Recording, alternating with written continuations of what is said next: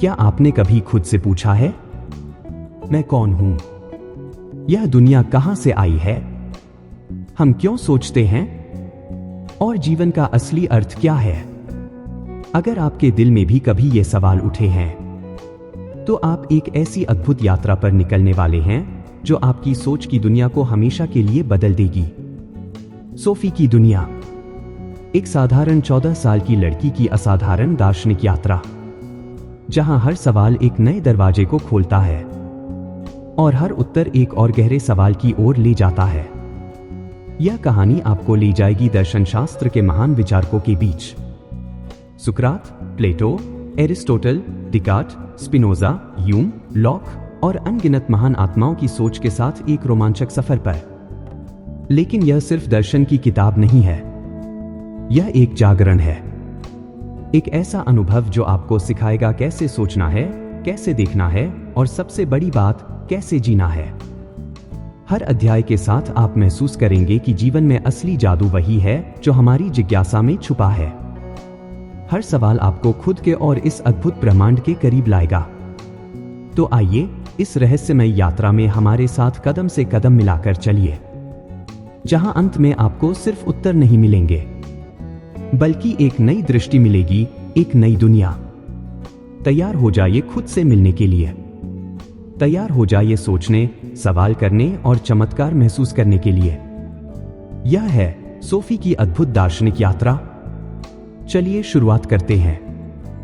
आज हम एक बेहद खास किताब की बात करने जा रहे हैं, एक ऐसी किताब जिसने न जाने कितने लोगों को दर्शन शास्त्र की गहराइयों से परिचित कराया। यह किताब है सोफी की दुनिया। लेखक जॉस्टिन गार्डर, जो नॉर्वे के एक फिलॉसफी टीचर रहे हैं, ने 1991 में इसे लिखा था। सोचा भी नहीं जा सकता था कि एक दार्शनिक उपन्यास बच्चों और बड़ों दोनों के बीच इतनी जबरदस्त लोकप्रियता हासिल करेगा। यह किताब अब तक 60 से भी ज्यादा भाषाओं में अनुवादित हो चुकी है और इसकी लाखों प्रतियां बिक चुकी हैं। लेकिन ध्यान देने वाली बात यह है, सोफी की दुनिया महज एक साधारण कहानी नहीं है। यह एक दार्शनिक यात्रा है जहां एक 14 साल की लड़की सोफी अपने अस्तित्व, दुनिया और जीवन के रहस्यों को समझने के लिए निकलती है। सोफी की कहानी शुरू होती है एक बिल्कुल आम दिन से। स्कूल से लौटते वक्त वह अपने घर के गेट के पास एक अनजान लिफाफा पाती है। लिफाफे में सिर्फ एक छोटा सा नोट है और उस पर लिखा है, तुम कौन हो? सोफी इस सवाल से हैरान रह जाती है। पहले तो उसे लगता है कि यह कोई मजाक है, लेकिन फिर वह इस साधारण से दिखने वाले सवाल की गहराई में डूबने लगती है। वह आईने में खुद को देखती है और सोचती है, क्या मैं बस इस शरीर का नाम हूं, या मैं कुछ और भी हूं? सोचते सोचते उसके मन में अनगिनत सवाल उठने लगते हैं। अगले दिन उसे एक और लिफाफा मिलता है। इस बार लिखा है, दुनिया कहां से आई? यह सवाल पहले से भी ज्यादा उलझाने वाला था। सोफी का मन अब सवालों से भर चुका था। कौन भेज रहा है ये सवाल, और क्यों? यहीं से सोफी की असली यात्रा शुरू होती है। एक ऐसी यात्रा जो उसे साधारण दिनचर्या से बाहर निकालकर दार्शनिक सोच और आत्मिक खोज की ओर ले जाती है। धीरे धीरे सोफी खुद से गहरे सवाल पूछने लगती है। हम सोचते क्यों हैं? हम अस्तित्व में क्यों हैं? जीवन जैसा है वैसा क्यों है? सोफी अब छोटी छोटी चीजों में भी अर्थ खोजने लगती है। पेड़, पौधे, जानवर, आसमान, बादल, सब उसे रहस्यमय लगने लगते हैं। इस पहले चरण में लेखक हमें एक महत्वपूर्ण संदेश देते हैं। दर्शन शास्त्र कोई नीरस विषय नहीं है, बल्कि यह तो इंसानी जिज्ञासा से पैदा होता है। वही जिज्ञासा जो बच्चों में जन्मजात होती है और जिसे बड़े होते होते हम खो बैठते हैं। सोफी इस जिज्ञासा की एक प्रतीक बन जाती है, एक ऐसी नन्ही दार्शनिक जो दुनिया को नए नजरिए से देखना सीखती है। इसी क्रम में लेखक गार्डन ऑफ ईडन का उदाहरण भी देते हैं। बाइबल की उस कहानी की याद दिलाते हैं जहां इंसान ने ज्ञान के फल को चखकर एक नई दुनिया में कदम रखा था। ठीक वैसे ही अब सोफी भी एक नए ज्ञान की दुनिया में प्रवेश कर चुकी है। लेकिन यह यात्रा उसे अपनी पुरानी सरल जिंदगी से दूर ले जाने वाली है। अब एक और रहस्यमय चिट्ठी सोफी को मिलती है। इस बार लिखा होता है, अच्छे दार्शनिक बनने के लिए हमें केवल आश्चर्यचकित होने की क्षमता चाहिए। सोफी खुद से सवाल करती है, क्या मैं अब भी आश्चर्य कर सकती हूं? वह सोचने लगती है, जब कोई जादूगर अपनी टोपी से खरगोश निकालता है तो बच्चे कैसे हैरान हो जाते हैं, जबकि बड़े बस ताली बजाते हैं, क्योंकि बड़े दुनिया के चमत्कारों के आदी हो चुके होते हैं। लेकिन असली दार्शनिक वही होता है जो रोजमर्रा की साधारण चीजों में भी चमत्कार देख सके। सूरज का उगना, फूलों का खिलना, बारिश का गिरना, सब कुछ चमत्कार ही तो है, बस हमारी नजर की कमी है। सोफी अब खुद को एक नई नजर से देखने लगती है। वह महसूस करती है कि वह जैसे एक रेशमी खरगोश की त्वचा पर बैठी है और धीरे धीरे ऊपर झांक रही है, एक ऐसी दुनिया की ओर जहां आश्चर्य की कोई सीमा नहीं है। उसका दृष्टिकोण बदलने लगता है। अब वह हर चीज में सवाल, रहस्य और सुंदरता खोजने लगती है। यहीं से सोफी की दार्शनिक यात्रा का पहला दरवाजा खुलता है। सवाल करने की आदत, आश्चर्य को जीवित रखना और हर चीज को नए नजरिए से देखना। यात्रा अभी शुरू ही हुई है। आगे जो कुछ भी होने वाला है वह सोफी को और हमें भी दुनिया को एक बिल्कुल नई दृष्टि से देखने पर मजबूर कर देगा।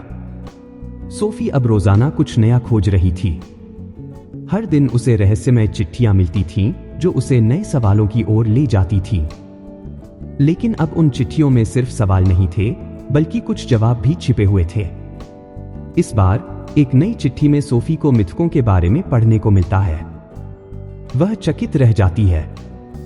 पुराने जमाने में जब विज्ञान नहीं था, लोग दुनिया की घटनाओं को कैसे समझते थे। वह पढ़ती है कि लाइटनिंग, बारिश, फसलों का उगना, इन सब के पीछे लोग देवताओं और अदृश्य शक्तियों का हाथ मानते थे। हर घटना के पीछे एक कहानी होती थी, एक मिथ।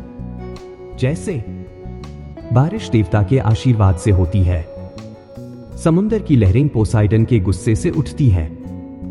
सोफी को यह जानकर बहुत रोमांचक लगता है, कैसे इंसानों ने डर और अज्ञात को कहानियों के माध्यम से समझने की कोशिश की। मिथक सिर्फ मनोरंजन नहीं थे, वे लोगों के जीवन का हिस्सा थे। जन्म, मृत्यु, युद्ध, प्यार, हर अनुभव को उन्होंने कहानियों में पिरोया था। सोफी सोचती है, अगर लोग केवल जेस, थंडर गॉड को बिजली का कारण मानते रहते तो शायद हम कभी बल्ब भी न बना पाते। चिट्ठी में एक वाक्य लिखा था जिसने सोफी को अंदर तक हिला दिया।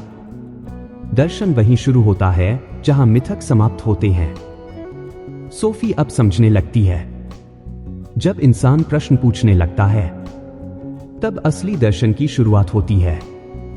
वह महसूस करती है कि पुरानी कहानियां जीवन को अर्थ देती थीं, लेकिन दर्शन उसे तर्क और सवालों के जरिए समझने की कोशिश करता है। सोफी अब खुद को बदलते हुए महसूस करती है। अब वह सिर्फ कहानियां सुनने वाली लड़की नहीं रही, बल्कि उन कहानियों के पीछे छुपे अर्थ को जानने के लिए बेचैन रहने लगी थी। फिर एक दिन उसे एक और चिट्ठी मिलती है। इसमें लिखा होता है, अब वह उन दार्शनिकों के बारे में जानेगी जिन्हें प्राकृतिक दार्शनिक कहा जाता है। ये वे पहले विचारक थे जिन्होंने दुनिया को देवताओं और जादू से नहीं, बल्कि प्राकृतिक तर्क से समझने की कोशिश की। सोफी को पहली बार यह एहसास होता है कि यह यात्रा सिर्फ कल्पनाओं से नहीं, बल्कि निरीक्षण, तर्क और सोच से गुजरने वाली है। पहला नाम आता है थैलेस। वह मानता था कि सारी दुनिया का मूल तत्व पानी है। हर चीज पानी से बनी है और पानी में वापस लौटती है। सोफी हैरान होती है, कैसे उस समय के लोग बिना किसी आधुनिक उपकरणों के इतने गहरे सवालों के जवाब खोजने की कोशिश कर रहे थे। फिर सोफी को पता चलता है, अनेक्सिमांडर और अनेक्सिमेनीज जैसे दार्शनिकों ने भी दुनिया के मूल तत्व की खोज की थी। कभी हवा को तो कभी एक अनजाने पदार्थ को मूल कारण माना। सोफी अब अपने आसपास की चीजों को ध्यान से देखने लगती है। पानी का बहाव, मिट्टी का रंग, हवा की सरसराहट, हर चीज अब उसे सवालों की एक किताब जैसी लगने लगी थी। इन शुरुआती दार्शनिकों की एक समानता थी, वह सब कुछ तर्क से समझाना चाहते थे, बिना अलौकिक शक्तियों का सहारा लिए। वे मानते थे कि प्रकृति के पीछे कोई न कोई कारण है और यही कारण उन्हें मिथक से अलग करता था। सोफी अब खुद से बड़े सवाल पूछने लगी थी। अगर थैलेस सही था और सब कुछ पानी से बना है, तो क्या मैं भी पानी हूं?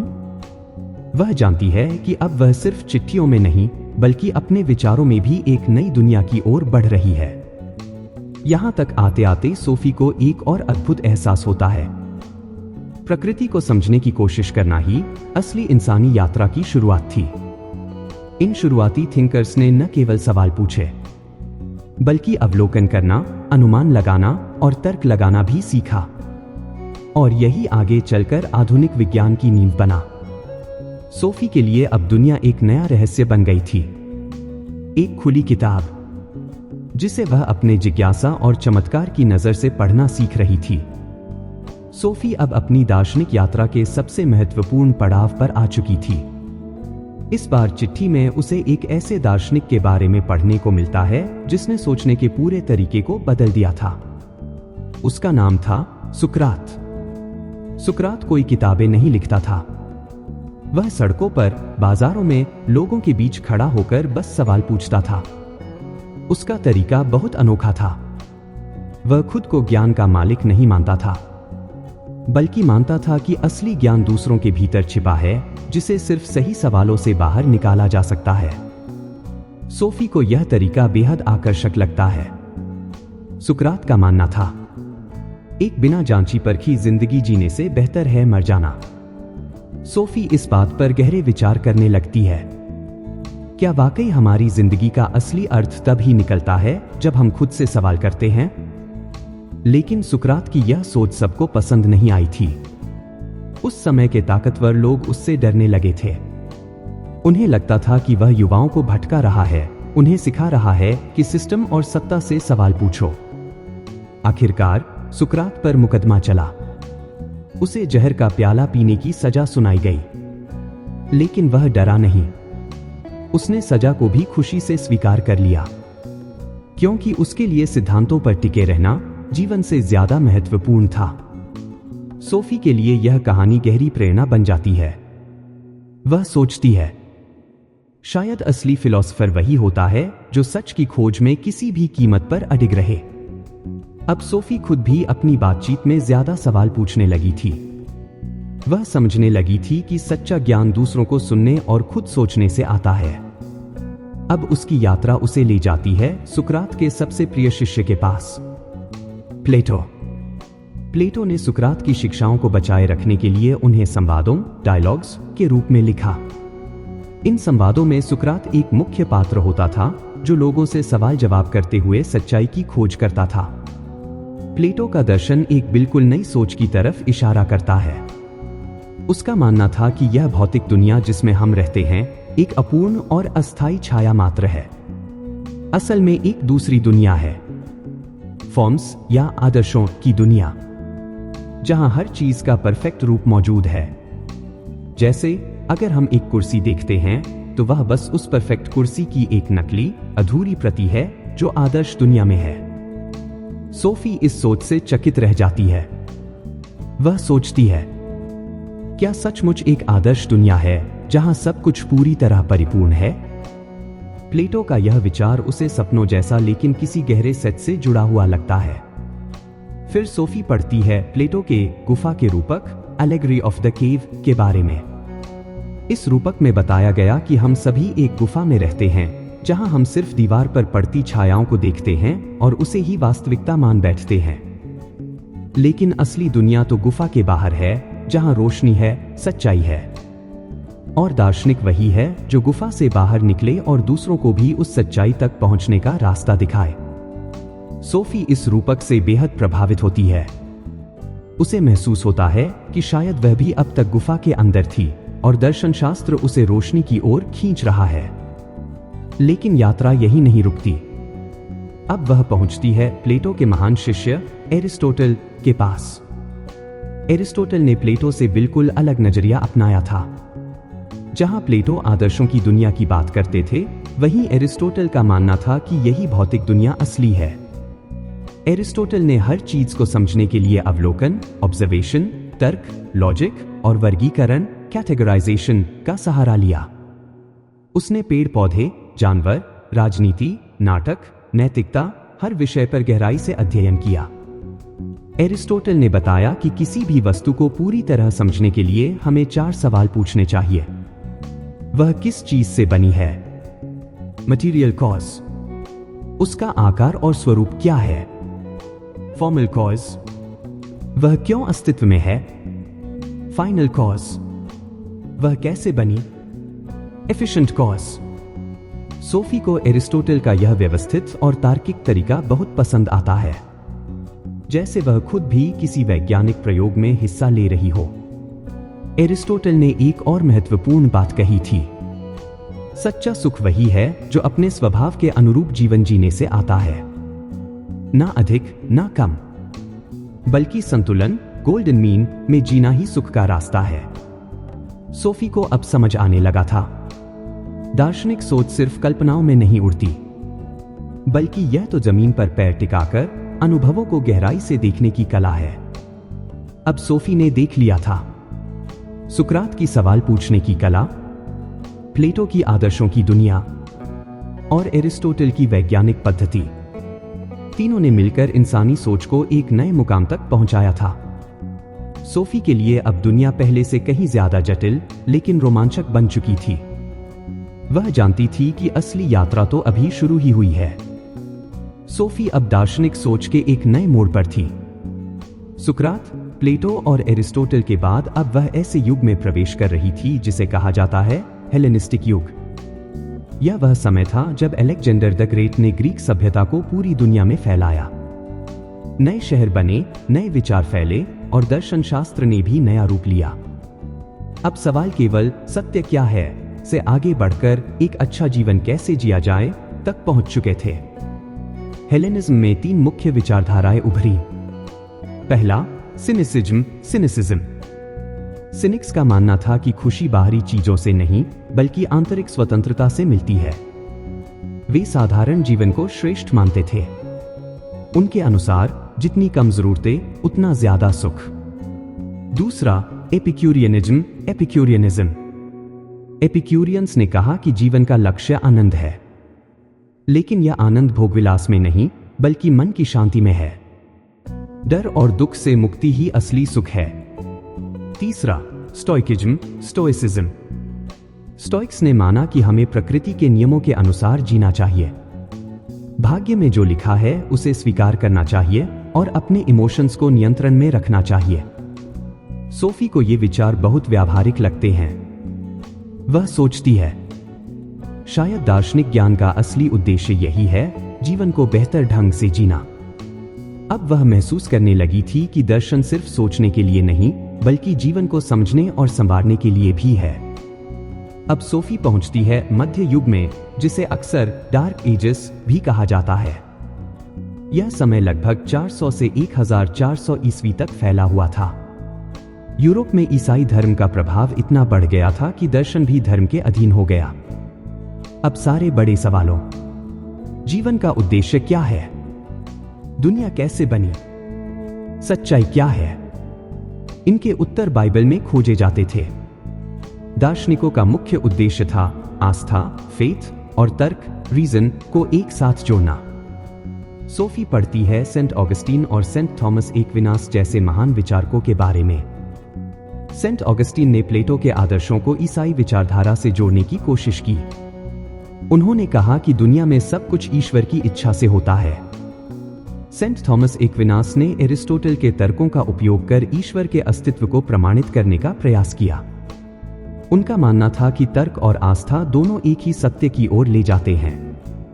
सोफी सोचती है, कितना कठिन रहा होगा उन दार्शनिकों के लिए जब हर सवाल का उत्तर पहले से तय था, लेकिन फिर भी वे सवाल पूछते रहे, जिज्ञासा को जीवित रखा। और यही दर्शन शास्त्र की असली आत्मा थी।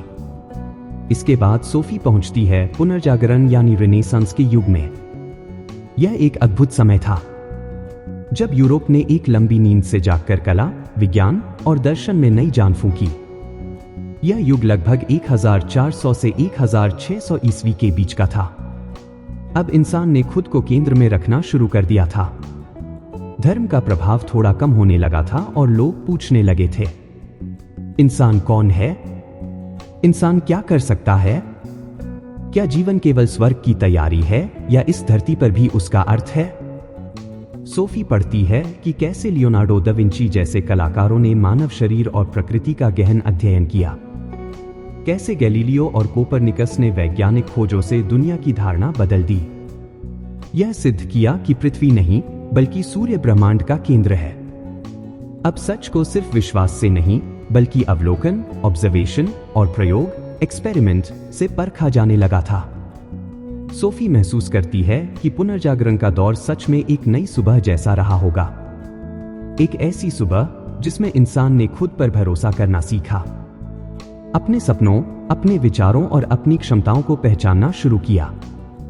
अब दर्शन फिर से आजाद हो चुका था और सोचने की यह आजादी सोफी के भीतर भी गहरी जड़ें जमा रही थी। यात्रा अब बहुत आगे बढ़ चुकी थी। सोफी अब जान चुकी थी कि हर युग ने दर्शन को अपने समय की जरूरतों के हिसाब से नया आकार दिया है। और सबसे बड़ी बात, सवाल पूछने की ताकत ही इंसान को आगे ले जाती है। पुनर्जागरण के बाद सोफी एक नए युग में प्रवेश करती है, बारोक युग। यह समय था जब कला, संगीत और दर्शन में गहराई, नाटकीयता और भावनाओं की झलक देखने को मिलती थी।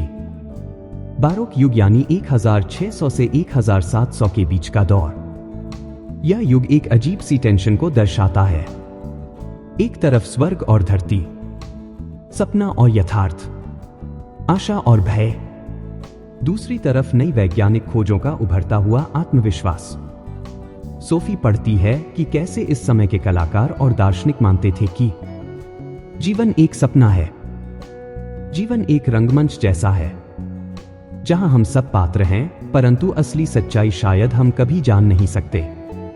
क्लाडेरॉन जैसे नाटककार ने लिखा, life is a dream. Sophie सोचती है, क्या वाकई हम जो कुछ देख रहे हैं वह सच्चा है, या यह सब बस हमारी धारणाओं का एक नाटक है? बारोक युग ने न केवल कला और वास्तुकला को भव्यता दी, बल्कि दार्शनिकों को भी एक नई दिशा में सोचने को प्रेरित किया।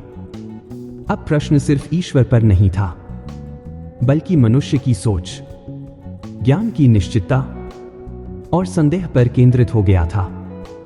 अब सोफी मिलती है रेने डिकार्ट से। रेने डिकार्ट, जिन्हें आधुनिक दर्शन का पिता कहा जाता है, उनकी सोच ने पूरी दार्शनिक परंपरा को एक नई दिशा दी। डिकार्ट का सबसे प्रसिद्ध वाक्य है, मैं सोचता हूं इसलिए मैं हूं। कॉजिटो अर्गो सम। सोफी को यह विचार बहुत गहरा लगता है। वह समझती है कि डिकार्ट ने यह कहा, अगर मैं किसी भी चीज पर शक कर सकती हूं तो भी मैं सोच रही हूं, और सोचने का मतलब है मैं अस्तित्व में हूं। डिकार्ट ने हर बात पर संदेह करने का नियम अपनाया। जब तक कोई चीज पूरी तरह स्पष्ट और निर्विवाद न हो, उसे सत्य नहीं माना जा सकता। वह एक ऐसी बुनियाद खोजना चाहता था जिस पर संपूर्ण ज्ञान की इमारत खड़ी की जा सके, और उसे वह आधार मिला सोचने की क्रिया में। सोफी को डिकार्ट का यह तरीका बहुत लॉजिकल और मजबूत लगता है। संदेह, तर्क और निश्चितता, यही डिकार्ट की पहचान थी। डिकार्ट ने यह भी कहा कि मनुष्य के भीतर पूर्णता का विचार इसलिए है क्योंकि कोई पूर्ण और परिपूर्ण सत्ता यानी ईश्वर मौजूद है। इस प्रकार उसने तर्क के माध्यम से ईश्वर के अस्तित्व को भी सिद्ध करने की कोशिश की। सोफी अब देखती है कि डिकार्ट एक सेतु की तरह था, जो मध्ययुगीन आस्था और आधुनिक तर्कवाद के बीच पुल बनाता था। इसके बाद सोफी मिलती है बरुख स्पिनोजा से। स्पिनोजा एक ऐसा दार्शनिक जिसने भगवान, प्रकृति और मनुष्य के बीच एक अनोखा संबंध स्थापित किया। स्पिनोजा ने कहा, ईश्वर और प्रकृति एक ही हैं। God is not above nature, God is nature dot. Sophie के लिए यह विचार बहुत नया था।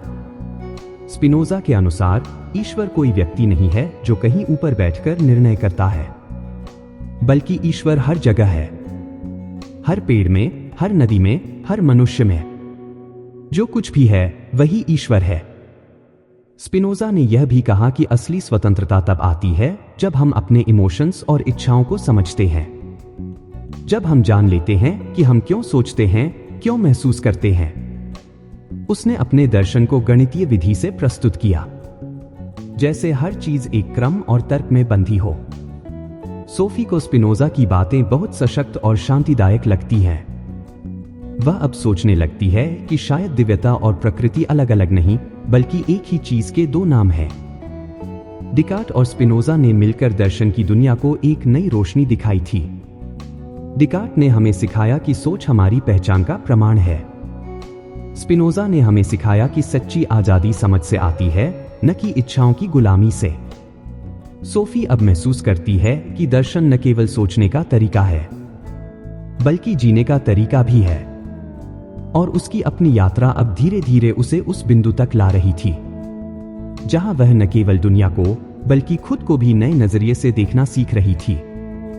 सोफी अब दर्शन शास्त्र के उस दौर में प्रवेश कर चुकी थी जहां विचार और अनुभव के बीच की रेखाएं और भी गहरी हो चुकी थी। अब सवाल था, ज्ञान कहां से आता है? हम कैसे जान सकते हैं कि जो हम सोचते हैं वह सही है? सबसे पहले वह मिलती है जॉन लॉक से। जॉन लॉक एक ऐसा दार्शनिक जिसने अनुभववाद, एम्पिरिसिज्म की नींव रखी। लॉक ने कहा, जब हम जन्म लेते हैं हमारा दिमाग एक खाली स्लेट, टैब्यूला रसा होता है। हम जो कुछ भी जानते हैं वह अनुभव से आता है। जो हम देखते हैं, सुनते हैं, छूते हैं और महसूस करते हैं। सोफी को यह विचार बहुत ताजा लगता है। वह सोचती है, अगर मैं कुछ अनुभव नहीं करूं तो मैं उसके बारे में कुछ जान भी नहीं सकती। लॉक ने यह भी समझाया कि हमारे सारे विचार या तो सीधे अनुभव से आते हैं या उन अनुभवों को जोड़कर बनते हैं। इसके बाद लॉक ने समाज और राजनीति के बारे में भी महत्वपूर्ण बातें कही। हर इंसान के पास प्राकृतिक अधिकार होते हैं, जीवन, स्वतंत्रता और संपत्ति। सरकार का काम है इन अधिकारों की रक्षा करना। सोफी सोचती है, यह तो वही विचार हैं जिन्होंने बाद में लोकतंत्र और मानव अधिकारों की नींव रखी। इसके बाद सोफी मिलती है डेविड ह्यूम से। डेविड ह्यूम एक ऐसा विचारक जिसने सोच और विश्वास की नींव को हिला दिया। ह्यूम ने कहा, हम जो भी जानते हैं वह केवल अनुभव पर आधारित है। लेकिन उसने साथ में यह भी जोड़ा, हम घटनाओं के बीच जो कारण परिणाम, कॉज एंड इफेक्ट का संबंध देखते हैं, वह भी असल में सिर्फ आदत है, कोई निश्चित सत्य नहीं। सोफी को यह बात बहुत चौंकाने वाली लगती है। क्या ऐसा हो सकता है कि हमें जिन चीजों का विश्वास है वे बस हमारी आदत बन चुकी हैं? ह्यूम ने मिरेकल्स, चमत्कारों पर भी सवाल उठाए। उसने कहा कि जब तक कोई अनुभव हमें चमत्कार का सीधा प्रमाण नहीं देता, हमें उस पर विश्वास नहीं करना चाहिए। ह्यूम ने यह भी कहा कि इंसान तर्क, रीजन से नहीं, भावनाओं, इमोशंस से संचालित होता है। यानी हम जितना खुद को तर्क संगत समझें, असल में हमारी इच्छाएं और आदतें ही हमारे निर्णयों का आधार बनती हैं। सोफी अब अपनी सोच और निर्णयों पर भी गंभीरता से विचार करने लगी थी। उसे अब समझ आने लगा था कि सच की तलाश आसान नहीं है, लेकिन यही उसे और भी जरूरी बनाती है। फिर सोफी पहुंचती है जॉर्ज बर्कली के पास। जॉर्ज बर्कली ने एक और चौंकाने वाला विचार प्रस्तुत किया, to be is to be perceived. होना का मतलब है किसी द्वारा देखा जाना। बर्कली का कहना था कि अगर कोई वस्तु कहीं पर है लेकिन कोई उसे देख नहीं रहा है, तो उसका अस्तित्व भी प्रश्न चिन्ह बन जाता है। सोफी पहले तो भ्रमित हो जाती है, अगर मैं कमरे से निकल जाऊं तो क्या वह कमरा मौजूद रहेगा? लेकिन बर्कली कहते हैं कि चूंकि ईश्वर हर समय हर चीज को देखता है, इसलिए वस्तुएं लगातार अस्तित्व में रहती हैं। सोफी को यह विचार बहुत रहस्यमय लगता है, लेकिन वह समझती है कि दर्शन का असली काम ही है सवाल करना, सोच को चुनौती देना और नई संभावनाओं के द्वार खोलना। अब सोफी पहुंचती है एनलाइटनमेंट के युग में। यह वह दौर था जो 17वीं और 18वीं सदी में पूरे यूरोप में फैला। एनलाइटनमेंट यानी प्रकाश का युग, जहां तर्क, विज्ञान और मानव अधिकारों का बोलबाला हुआ। सोफी पढ़ती है महान विचारकों के बारे में। वोल्टेयर, जिसने धार्मिक असहिष्णुता के खिलाफ आवाज उठाई। रूसो, जिसने कहा मनुष्य जन्म से स्वतंत्र है लेकिन हर जगह जंजीरों में जकड़ा हुआ है। मोंटेस्क्यू, जिसने शक्ति के बंटवारे सेपरेशन ऑफ पावर्स का विचार दिया जो आज की लोकतंत्र प्रणाली का आधार है। सोफी महसूस करती है कि एनलाइटनमेंट ने इंसान को सिखाया कि किसी भी चीज को अंधविश्वास या सत्ता के डर से स्वीकार नहीं करना चाहिए, बल्कि सोचकर, तर्क से, अनुभव के आधार पर सच और न्याय को पहचानना चाहिए। अंत में सोफी समझती है, दार्शनिक सोच सिर्फ किताबों में कैद नहीं है, वह हर रोज हमारे निर्णयों, सवालों, सपनों और विश्वासों में झलकती है। और असली दार्शनिक वही है जो सवाल करना बंद नहीं करता, सोचना बंद नहीं करता, सीखना बंद नहीं करता। सोफी की यह अद्भुत यात्रा उसे न केवल दुनिया को समझने बल्कि खुद को भी जानने की ओर ले जाती है। और यही है दर्शन शास्त्र का असली उपहार, सच्ची आजादी, सच्चा ज्ञान और एक जिज्ञासु आत्मा।